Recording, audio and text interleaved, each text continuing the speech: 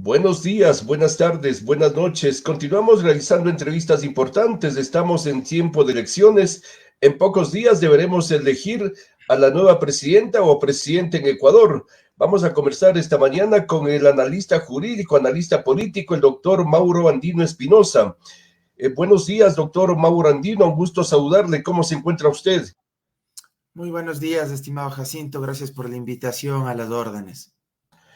Quisiéramos preguntarle cómo ha visto usted el inicio ya de la campaña de la segunda vuelta electoral que inició hace pocas horas el domingo. Bueno, creo que en términos formales ha empezado hace pocas horas, pero yo creo que la campaña electoral evidentemente ya arrancó hace mucho tiempo atrás.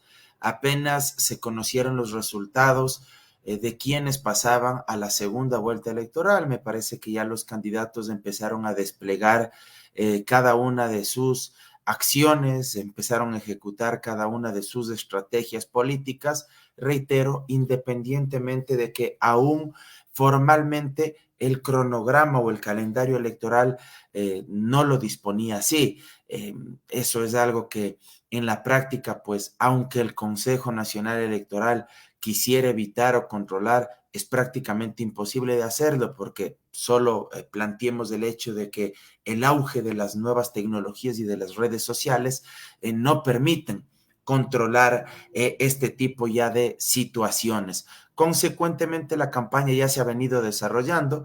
Ahora más bien habrá que ver qué es lo que sucede durante estas semanas de cara hasta el 15 de octubre. Creo que el debate va a ser algo decisivo, va a ser algo determinante. Este domingo se tiene que desarrollar en la práctica este debate, esta confrontación de programas ideológicos, de planes de gobierno, de propuestas, y ojalá sea un evento, un escenario que permita, entre otras cuestiones, a los ciudadanos hacer un contraste de fondo sobre lo que proponen ambos candidatos y que al mismo tiempo esta disputa dialéctica de ideas, de argumentos, esté a la altura de las circunstancias, que no observemos una confrontación donde se llenen de insultos, de ofensas, de epítetos, sino que más bien estén a la altura de lo que los ciudadanos y ciudadanas esperamos y que nos expliquen no solo qué piensan hacer, sino cómo lo van a hacer,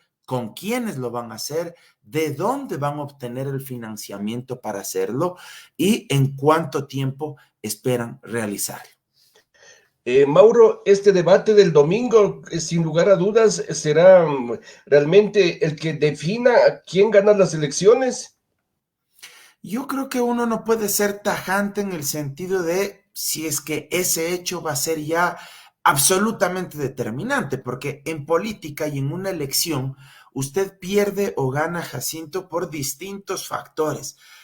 Una elección, un triunfo, una derrota es el resultado de una serie de circunstancias.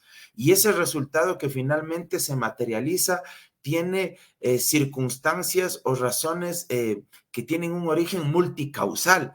Consecuentemente, si bien el debate puede influir y va a influir muchísimo, yo creo que será el cúmulo de una serie de circunstancias las que al final del día determinarán quién triunfe o quién pierda.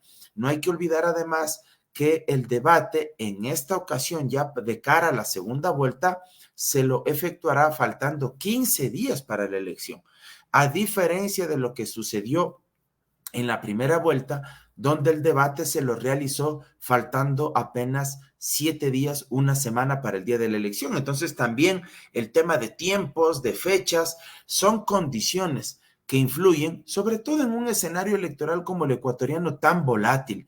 El mismo ejemplo de Daniel Noboa creo que nos permite evidenciar lo cambiante del escenario electoral. Daniel Noboa era un candidato que faltando una semana para las elecciones, horas antes del debate, tenía apenas un 4 o 5% de intención de voto. Él estaba ubicado entre los 3 últimos de 8 candidatos presidenciales. Se da el debate y sube prácticamente como la espuma en un hecho inédito no solo para las campañas electorales ecuatorianas, sino yo me atrevería incluso a decir para la ciencia política, para quienes hacen investigación social a nivel general.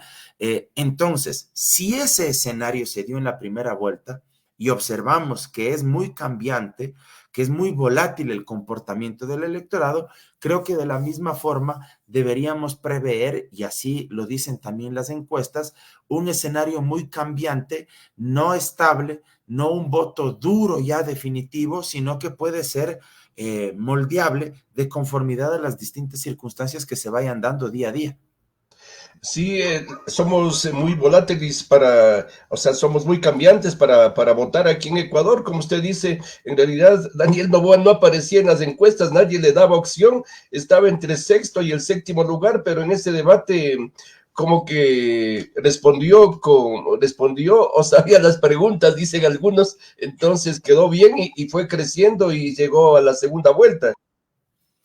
Mire, lo que pasa es que el escenario es tan cambiante, es tan volátil, entre otras cuestiones porque hay un clima de zozobra, de inseguridad, de miedo de la ciudadanía. Y eso hace que no tenga demasiadas certezas sobre la decisión final que va a ejercer para consignar su voto a favor de algún binomio presidencial. La gente no se siente del todo confiada, de hecho en la práctica no tiene confianza ni en las instituciones políticas, ni en los partidos políticos, ni en quienes hacen dirigencia, activismo o quienes representan a través de candidaturas a esos partidos y movimientos políticos. Hay una desazón enorme. Consecuentemente, eso hace que la gente tenga emocionalmente o tenga una psicología del votante bastante volátil, bastante cambiante. No se sienten representados del todo. Entonces, creo que esto hay que tomarlo en consideración y creo que podría pasar igual de la misma forma en esta segunda vuelta. Por eso, cuando alguien me pregunta respecto de las encuestas, siempre les digo que son fotografías del momento, son radiografías al día de hoy, pero no son ya hechos definitivos o consumados. Las encuestas son como los buenos perfumes. Es bueno leerlos, pero no tragárselos, ¿verdad? Entonces, las encuestas al final del día sirven para tener cierta orientación, cierta fotografía al día de hoy, pero no necesariamente nos van a entregar el resultado que finalmente se va a consumar el 15 de octubre, porque hay muchas variables. Fíjese usted que vivimos un clima de tanta inseguridad que en medio de la primera vuelta se dieron dos asesinatos terribles, el asesinato del alcalde de Manta, Agustín Intriago, y el asesinato del candidato presidencial, Fernando Villavicencio. Esos hechos también modificaron el tablero electoral. Consecuentemente, en este país uno no puede tener certeza de que el calendario electoral se va a desarrollar de manera estable, porque cualquier cosa puede pasar. Evidentemente, ninguno de nosotros desea que se vuelvan a generar este tipo de delitos o de asesinatos execrables, que no solo han puesto en un escenario de dolor a los familiares de las víctimas, sino que colocan en un escenario de terror a todos los ecuatorianos. Entonces, estas circunstancias, sin duda alguna, influyeron y hoy por hoy también pueden influir en el resultado final de esta segunda vuelta. Mauro, ¿qué deberían hacer los candidatos para ganar los votos de los indecisos y también de los que quieren votar en nulo o blanco? Creo que son opciones políticas diametralmente diferentes porque representan dos modelos de Estado distintos. Y sobre la base de aquello, me parece que tratan de enarbolar y ejecutar acciones y tácticas políticas que traten de explotar y de amplificar las virtudes y las fortalezas que cada uno tiene. En este sentido, creo que Luisa González representa un modelo de Estado social o Estado de bienestar a la europea, si usted quiere para hablarlo, donde se pone en el eje o en un punto primordial de la pirámide o de sus prioridades el ejercicio de los derechos económicos y sociales. Es decir, ella le da mucha relevancia al rol del Estado, el valor de lo público, para garantizar el ejercicio de los derechos económicos y sociales, salud, educación, seguridad social, trabajo y salario digno, ¿sí? Políticas sociales para los más excluidos, para ese sector de los más de 6 millones de ecuatorianos que sobreviven en condiciones de pobreza y extrema pobreza, con $2.80 y hasta $1.40 al día. Creo que eso es, digamos, el principal enfoque de Luisa González. Del otro lado, usted tiene un modelo de Estado más de corte empresarial, que es el que representa Daniel Noboa, con su binomio Verónica Abad, un modelo de Estado de corte empresarial que no apela a lo público, sino que más bien apela a la mano invisible del mercado, o apela a esta lógica de que el mercado puede solucionarlo todo y que el Estado prácticamente no debe intervenir en nada. Más allá de ciertos matices o ciertas propuestas por ahí desde el punto de vista social que ha planteado algo el candidato Noboa, es evidente que la matriz ideológica, la estructura incluso partidaria y el binomio presidencial de él, que es la señora Verónica Abad, indudablemente no dan cuenta de una defensa de lo público y del Estado, sino más bien de una lógica más bien privatizadora y pensar de que el mercado es quien debe resolver todos los problemas de la ciudadanía. Son dos modelos de Estado totalmente diferentes y sobre la base de eso es que han intentado desplegar primero su narrativa, su discurso y luego desplegar cada una de sus acciones de campaña que estén enmarcadas en un mensaje rector. En el caso de Luisa González ha cambiado el mensaje para la segunda vuelta y ha dicho por el bien de todos. Ese es el mensaje que se ha instalado. En el caso de Daniel Noboa, yo no recuerdo un mensaje rector que él haya logrado instalar. Si estoy equivocado, corríjame, pero no recuerdo un mensaje o un concepto rector que esté propiciando el posicionamiento de esa candidatura. En cambio, en el caso de Luisa González, este mensaje de por el bien de todos me parece que se ha posicionado. De ahí, desde el punto de vista humano, cada uno tiene atributos. En el caso de Noboa, trata de posicionar el hecho de ser joven, de aparentemente ser un empresario exitoso. Y digo aparentemente porque eso también es bastante discutible, porque si usted es hijo del empresario más grande de este país, pues creo que va a tener muchas mayores ventajas que otros para poder emprender, ¿verdad? Empezando por el capital semilla para que usted pueda ejecutar alguna idea o algún negocio, ¿verdad? El mayor problema que tienen aquí los emprendedores en este país es que pueden tener grandes ideas, pero no tienen el capital semilla. Si usted es hijo del magnate más grande de este país, pues evidentemente, incluso aunque no tenga muchas ideas, pero si tiene el capital, capaz por ahí le atina y logra progresar. Pero bueno, él trata de aprovechar eso, esta imagen de empresario, esta imagen de joven, trata de proyectar esta imagen de una familia económicamente influyente y que eso le ayudaría a él a ejercer el poder, lo cual también puede ser una desventaja, porque se podría asumir que una sola familia quiere concentrar ya no solo todo el poder económico, sino ahora todo el poder político del Estado.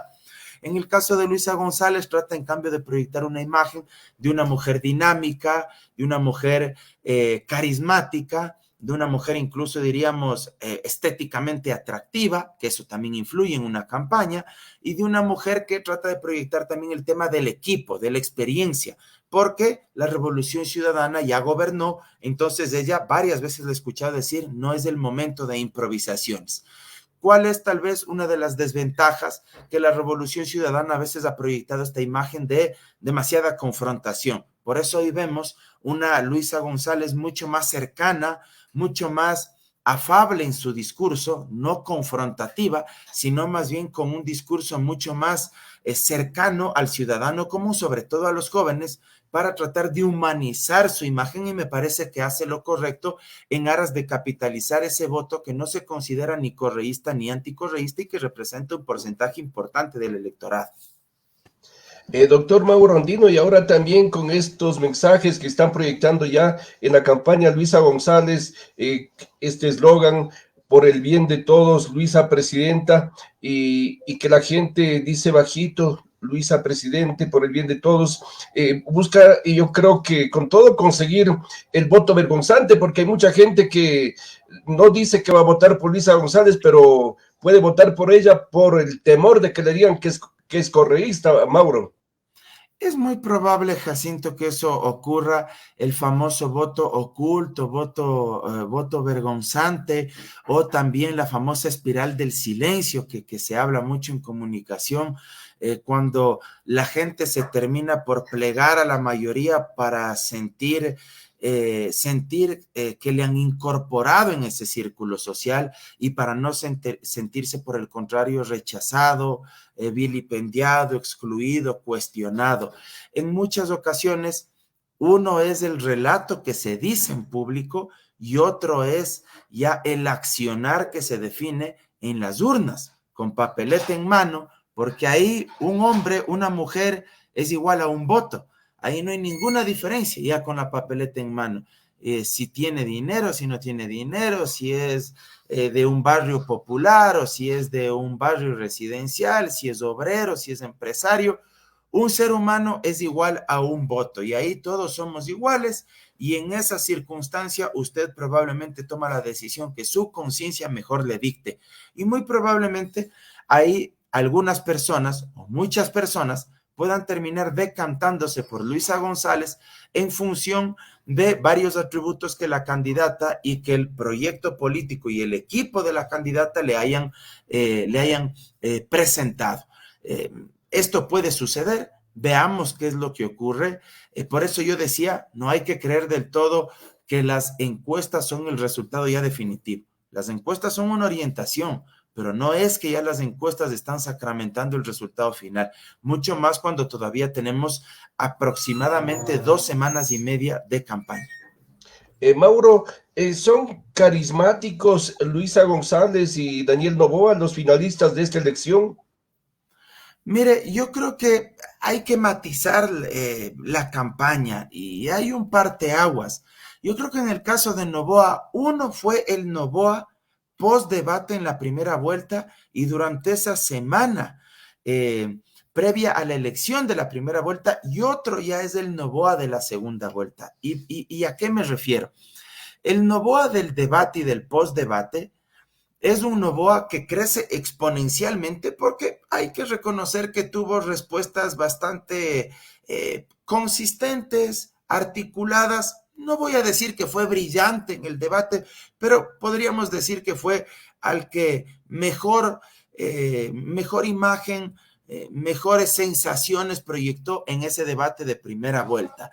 Además, fue inteligente al ir con el chaleco antibalas, proyectar esta imagen de seguridad, de fortaleza. Sí, creo que ahí ese Daniel Noboa saca ventajas del tema de su juventud y él logra posicionarse y logra mezclar este aire de juventud con este otro elemento de aparentemente ser sólido, consistente en sus respuestas. ¿Y por qué digo aparentemente?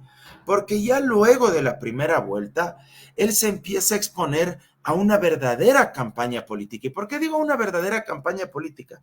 Porque durante la primera vuelta, él no se expuso demasiado en función de que él no era uno de los favoritos. Él estaba ubicado en los 3 últimos lugares de la campaña de primera vuelta. Consecuentemente, él no era un actor político que frecuentemente había sido invitado en los grandes medios de comunicación, no se había expuesto del todo y él no tenía una mediatización que a su vez le obligaba a demostrar mayor consistencia y mayores líneas argumentativas con relación al escenario que estaba enfrentando. Es decir, ya en la segunda vuelta, a él le tocó argumentar más, exponerse más, y en ese marco me parece que se han observado muchas más carencias. Ya no era el tipo joven, consistente que se vio en ese debate de primera vuelta, sino un actor político con varias carencias, un actor político que desnudaba muchas falencias por una serie de desaciertos y de declaraciones terribles que él ha expresado y también su binomio Verónica Abad. Entonces creo que hay que matizar ambos momentos. En el caso de Luisa González, en cambio, me parece que uno podría asumirlo a la inversa. En la primera vuelta, una candidata con un discurso más confrontativo, con un discurso que le hablaba fundamentalmente al voto duro de la Revolución Ciudadana y que no logró expandir o ampliar esa base electoral. En cambio, en esta segunda vuelta, una Luisa González menos confrontativa, más sensible con ese electorado que que no aterriza con ninguna de las dos corrientes, entre comillas, del correísmo o anticorreísmo, y que más bien construye un tono discursivo mucho más amable, mucho más sensible, más empático con ese electorado. Creo que estas son las grandes diferencias de ambos candidatos al día de hoy en la segunda vuelta. Una última pregunta, Mauro. ¿Los jóvenes definirán esta elección? Los jóvenes que no ven televisión, no escuchan radio, pero sí están en los teléfonos, Mauro. Yo creo que ahí también hay que matizar en el cómo y en el qué hay que decirles a los jóvenes. Yo no creo que los jóvenes vayan a votar por A o B simplemente porque ven un mejor baile a través de TikTok o porque ven que alguien haga, con todo respeto, mejores payasadas o cuenten mejores chistes a través de redes sociales. No, yo creo que eso es falso cuando se asume que los jóvenes deciden así. Los jóvenes también deciden sobre la base de las propuestas y también sobre la base de cómo les digan que van a hacer o que van a ejecutar eso que les están proponiendo. Los jóvenes quieren tener argumentos para decidir. Evidentemente, lo que los jóvenes tampoco quieren es que les vengan con un discurso lleno de entelequias o de palabras raras, extrañas, que uno no pueda hacerse entender o que el joven no comprenda de qué le están hablando por tratar de llenarse de flores discursivas que nadie comprenda, ¿sí? Los jóvenes tienen que recibir un mensaje que tenga un lenguaje sencillo, pedagógico. Yo creo que hay códigos culturales también entre los jóvenes en su propio lenguaje. Hay palabras que los conectan, que los identifican, que les permiten comunicarse. Creo que eso es lo que hay que utilizar para poder trasladar una propuesta y un lenguaje político adecuado.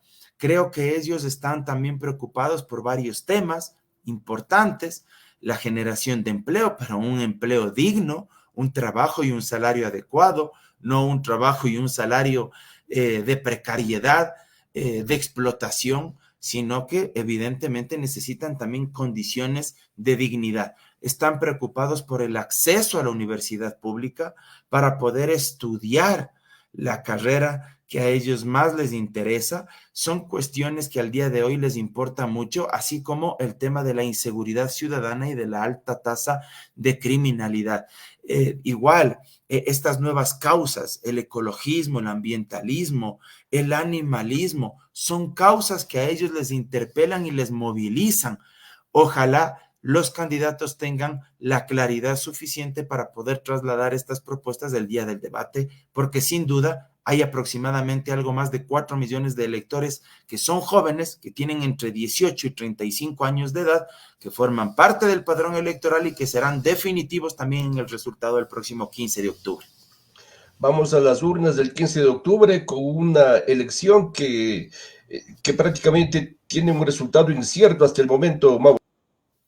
Así es, el resultado es incierto. Habrá que ver, como ya lo dije antes, qué es lo que sucede el día del debate y, por supuesto, el 15 de octubre la gente tendrá en sus manos la posibilidad de decidir. Yo creo que esto va a ser un resultado muy ajustado, no va a ser un resultado amplio para ninguno de los dos.